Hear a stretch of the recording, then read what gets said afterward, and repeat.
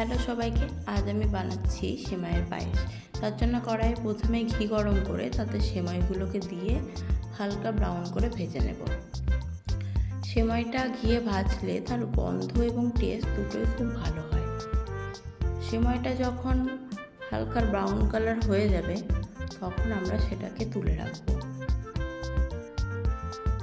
এবং সেই কড়াইয়ের মধ্যেই আমরা দুধটাকে ঢেলে দেব।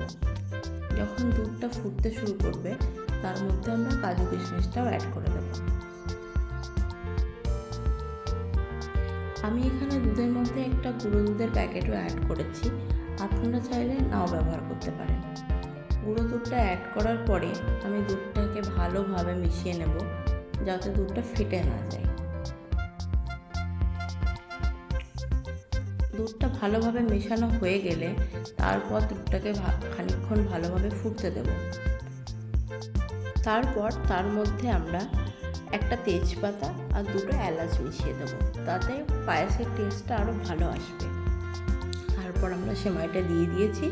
সেমাইটা দিয়ে ভালো করে সেটাকে মিশিয়ে অনেকক্ষণ ধরে ফোটাবো।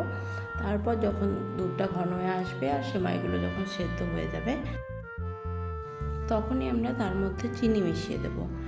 আপনারা যতটা মিষ্টি খেতে চান সেই পরিমাণ আপনারা চিনি এখানে ইউজ করবেন। তারপর সেটাকে ভালোভাবে ফুটিয়ে যখন দুধটা কম হয়ে আসবে ব্যাস আমাদের রেডি হয়ে যাবে সেমাইয়ের পায়েস।